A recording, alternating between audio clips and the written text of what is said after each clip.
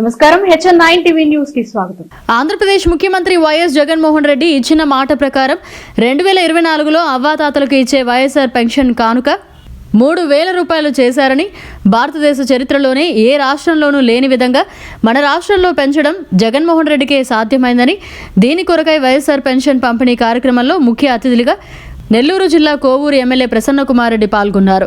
ఈ సందర్భంగా ఎమ్మెల్యే ప్రసన్నకుమార్ రెడ్డి మీడియాతో మాట్లాడారు. ఈ కార్యక్రమంలో రాష్ట్ర వ్యవసాయ సలహా మండలి సభ్యులు దొడ్డంరెడ్డి నిరంజన్ బాబురెడ్డి, మండల అధ్యక్షుడు Nalubolu Subbareddy, ZPTC Kavaragiri Srilatha, MPP Parvathi, society chairman Ramireddy Mallikarjun Reddy, DR director Katan Reddy Dinesh Reddy, Jalajeevana mission chairman Gopireddy Bhaskar Reddy తదితరులు పాల్గొన్నారు.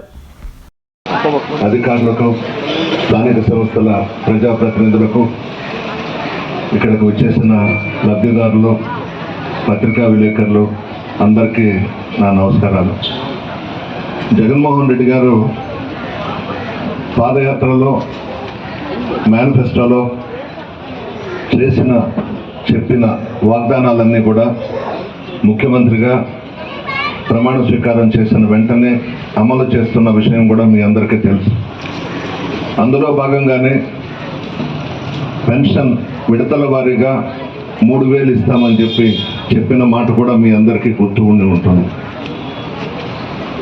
ఈ నెల 1వ తేదీ నుంచి 3,000 ఇస్తామని చెప్పి డిసెంబర్లో ప్రకటించడం, మాట ప్రకారం 3,000 ఇస్తున్నారు. నాకు తెలిసి భారతదేశంలోనే ఏ రాష్ట్రంలో కూడా 3,000 ఇవ్వడం లేదు. చాలా రాష్ట్రాల్లో 500 పెన్షన్ ఇస్తా ఉన్నారు. జగన్మోహన్ రెడ్డి గారు ముందు చూపుతో ఆలోచించి 3,000 ఇవ్వాలని చెప్పి నిర్ణయం తీసుకోవడం అభినందించదగ్గ విషయం. మనం అధికారంలోకి వచ్చిన తర్వాత దాదాపు ఇప్పటికీ రాష్ట్రంలో 66 లక్షల మందికి పెన్షన్స్ ఇస్తూ ఉన్నాం, పాత వాటితో కూడా కలుపుకొని. ఈరోజు మన మండలంలో 162 మందికి కొత్త పెన్షన్స్ ఇస్తున్నాం. మొత్తం 9,850 పెన్షన్స్ మనం ప్రతి నెల ఇస్తున్నాం. దానికి గాను 2,95,00,000 ఖర్చు పెడుతున్నాం ప్రతి నెల. వృద్ధులు కానివ్వండి, వికలాంగులు కానివ్వండి, ఒంటరి మహిళలు కానివ్వండి, వితంతువులకు కానీ ఇస్తున్నాం. 4 సంవత్సరాల 8 నెలలు అయింది మన ప్రభుత్వం అధికారంలోకి వచ్చిన తర్వాత. వాలంటీర్స్ వ్యవస్థ పెట్టాం, సచివాలయ వ్యవస్థ పెట్టాం. గ్రామ స్థాయి నుంచే పరిపాలన ఈ విధంగా ఉండాలి అని చేసి చూపించిన ఘనత కూడా జగన్మోహన్ రెడ్డి గారిదే. మామూలుగా ఏదన్నా ఒక పెన్షన్ కావాలన్నా, ఏదన్నా ఒక పని పడితే ఇక్కడి నుంచి జాయింట్ కలెక్టర్ ఆఫీసు ఇట్లా తిరిగేవాళ్ళు. కాళ్ళు అరిగిపోయాయే తప్ప పనులు అయ్యేది లేదు.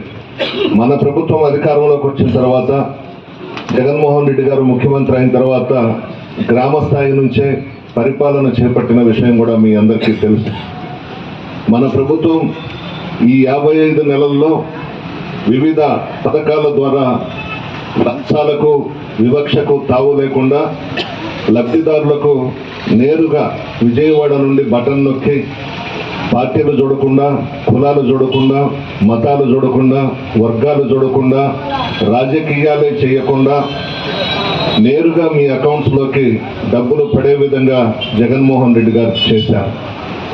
2,46,551 కోట్లు ఈ 4 సంవత్సరాల 8 నెలల్లో మీ అకౌంట్స్లోకి వేయడం జరిగింది.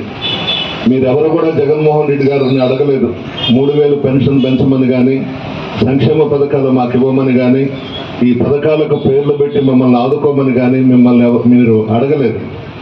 జగన్మోహన్ రెడ్డి గారే మీరు పెట్టినటువంటి నమ్మకాన్ని వమ్ము చేయకుండా ముఖ్యమంత్రిగా ప్రమాణ స్వీకారం చేసిన తర్వాత సంక్షేమ పథకాలకు శ్రీకారం చుట్టి, రాష్ట్రంలో ఆర్థిక పరిస్థితులు బాగలేకపోయినా చెప్పిన మాట ప్రకారం ఈరోజు పెద్ద ఎత్తున, నాకు తెలిసి భారతదేశంలో ఏ రాష్ట్రంలో కూడా ఇన్ని సంక్షేమ పథకాలు ఇచ్చిన ముఖ్యమంత్రి ఉండరు. 4 సంవత్సరాల 8 నెలలైంది. 3 నెలల్లో ఎలక్షన్స్ వస్తూ ఉన్నాయి. ఈ 4 సంవత్సరాల 8 నెలల్లో కనిపించని ఇతర పార్టీల వాళ్ళందరూ గ్రామాల్లోకి బయలుదేరారు. మేమున్నాము, మేము ఉద్ధరిస్తాము, మాకు ఓట్లేయండి అని చెప్పి గ్రామాల్లో తిరుగుతూ ఉన్నారు. ఇది మీరు గుర్తుపెట్టుకోవాలి.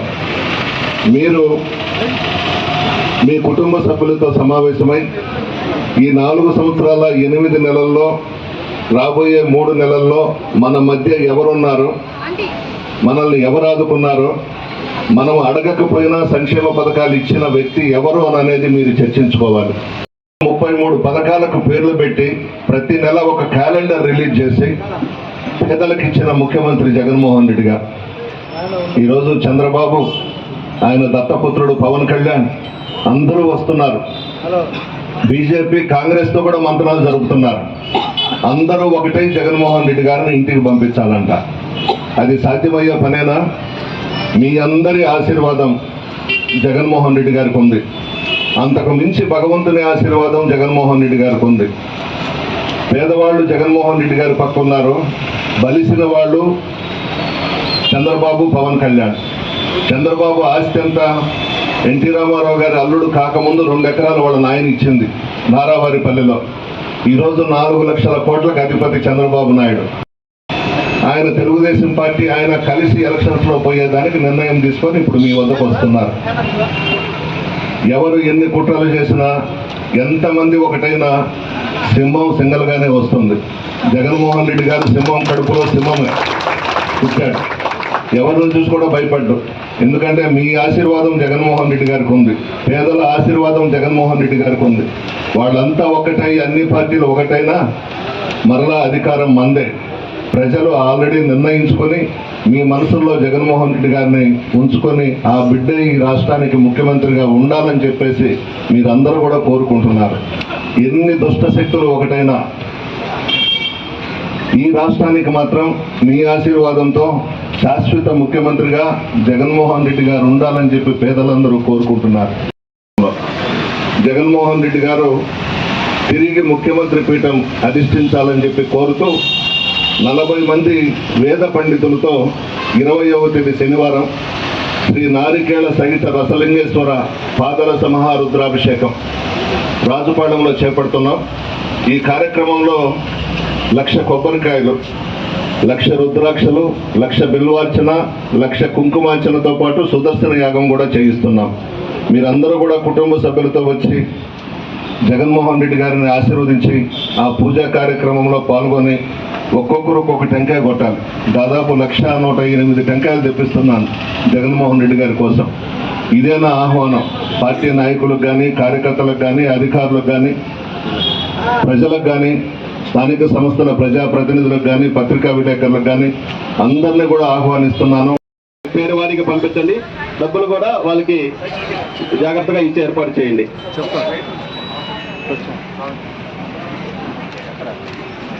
ఇప్పుడు ఈ కార్యక్రమాన్ని సచివాలయం వాళ్ళు పొడుపాడు 3 వాళ్ళు రావాలి, 3వ సచివాలయం వాళ్ళు పొడుగుపాడు, ముందు పొడుగుపాడు 1 సచివాలయం వాళ్ళు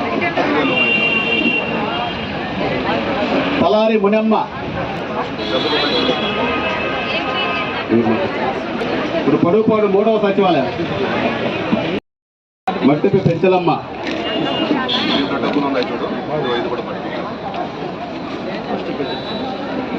వి మల్లీశ్వరి. మరిన్ని అప్డేట్స్ కోసం మన HN9 టీవీ ఛానల్ ని సబ్స్క్రైబ్ చేసుకోండి.